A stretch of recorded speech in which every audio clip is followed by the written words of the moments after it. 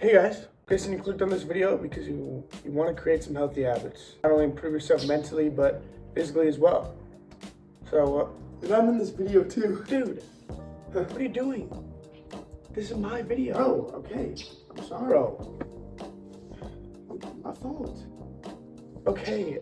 Look, But okay. no, whatever. Alright, come on, let's go. Alright, cool. Alright guys, cut the jokes out, here we go. This video is going to be how to create some healthy habits that will actually make you feel better and look better. So let's get into it. Good morning, by the way. I just woke up. Okay guys, let's get right into step number one. Or, not step, but tip number one. The first one that does more for you than pretty much anything else, and that is sleep and getting the right kind of sleep. It's not just getting 8 hours, it's getting 8 hours of quality sleep. Because here's what most people don't know. The way you're breathing while you're sleeping is actually restructuring and developing your face. Mouth breathing at night, which a lot of people that talk about sleep in this category of looks maxing talk about the fact of mouth breathing and mouth tape. But a lot of people don't tell you the reason why. And the reason why you should be doing it is not necessarily even just because you're trying to, develop the correct skeletal structure in your face, but it's also because it can cause sleep apnea and other harmful sleep things. I don't know what the word would be, not really a disease, but it can cause things that, can give you lots of trouble in the future and long term. And I recommend nasal strips, not necessarily mouth tape, because mouth tape is quite an extreme, but I use nasal strips. I actually just got some recently, and they help to open up your nose and your nostrils to give room for you to breathe through your nose. If you're plugged up or your nose is small, your mouth is going to automatically default, or your body's going to automatically default to breathing through your mouth. I recommend the Breathe Right nose strips. They're about $8 for 30 of them. You just stick them across the bridge of your nose, and it pulls out your nostrils. And I'm telling you, within 2 weeks, the puffiness under your eyes, the quality of your sleep, how you feel, the dryness in your mouth in the morning, it's gonna go away. This next one is personally my favorite, and a lot of people actually don't know about this one, and it's not talked about a lot.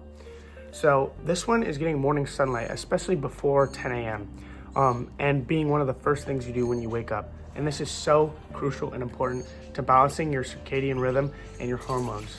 And by the way, if you haven't picked up on this yet, your hormones regulate pretty much everything that comes with developing. Morning sunlight, specifically before 10 a.m., hits your retinas and it triggers a cortisol spike, but not the bad kind, not the kind that you're thinking. It's the sharp, alert, and productive kind that's supposed to happen in the morning. When this happens at the right time, cortisol naturally drops in the evening. Your melatonin rises on cue and your sleep quality improves drastically. This is part of the hormones that I was talking about and regulating them. Sunlight pretty much boosts tons of different good things for your body, vital things for your body, like vitamin D and also even serotonin.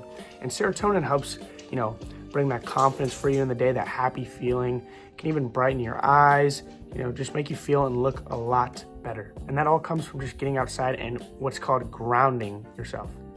Not only that, but the right amount of sunlight is great for your skin, and not only just tanning or whatever you want to do, but also just improving your skin quality over time. Okay, this one may sound or look a little weird, but stay with me because the science on this is really solid. After the sun goes down, the light in your environment tells your brain what time it is. Blue light from your phone screen recreates that sunlight mood and that it's time to stay awake kind of vibe. It makes your brain think you're supposed to be up. And that blue light comes from your TV, your phone, any cellular or screen device that you have around your house that you're watching TV, scrolling on your phone. That's gonna trigger your brain to say, it's time to keep staying awake. Bright light does the opposite. This tells your brain that it's time to quiet down and slow down and get ready for sleep. Your brain doesn't register it as a stimulant because it's one of the lowest colors on the spectrum, if not the lowest. You can do this on your phone by simply do this by going to your settings and going to, I believe, the wallpaper setting or the coloring setting and changing it to, at a specific time, going down to just red light. You can do this then by going to, the applications in your phone, and you can change it to triple clicking the side button. That's what I have. Whenever it's time to get, like an hour before bed, you triple click the side button and your screen turns red, and then the blue light is eliminated. Okay, so the next tip is actually icing your face or cold exposure to your face. And I'm not saying a cold shower because that's a little extreme. And I haven't looked into all the benefits, but I've heard also that sometimes a cold shower might not be the best option. But basically, icing your face does multiple things for you. It helps remove inflammatory, and it's good for acne. If your acne is like, very agitated or irritated, simply icing the acne can shrink all the redness and the puffiness, not only in your face, but in the acne as well. So that it's very good for inflammation in your face and for your acne. This next one is very good for your digestion, which overall helps your inflammation and bloatedness as well. It is simply walking. Walking after your meal, late at night. I prefer go on a 10-minute walk in the morning or at night when you're getting ready to wind down or start the day. A walk is great, and it actually burns a lot more fat and calories than you think, especially if you do this consistently. Going on walks daily is great, not only to get out in nature and, get that sunlight that I was talking about earlier, but it's also just great for your overall mental health. Clarity for your mental health, taking time to just enjoy the nature of the outside and take a break. It helps lower cortisol. It helps just, notice things outside. On walks also, like I said earlier, helps your digestive system, especially after you eat. It helps you get moving and it helps you digest your food, causing you to, skip any bloating or, any inflammation that might come from eating a bad meal. Those are my 5, not as well talked about and more just self-improvement tips, not necessarily looks maxing tips.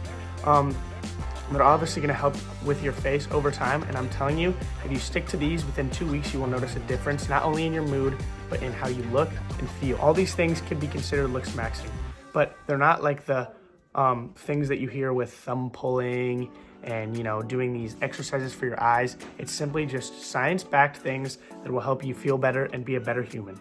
Okay, guys, so if you enjoyed this one, yo, I'm back. Dude, this guy's always coming back. Dude, I was just telling them to like and subscribe. Okay, I guess that's all right, but relax. Dude, subscribe.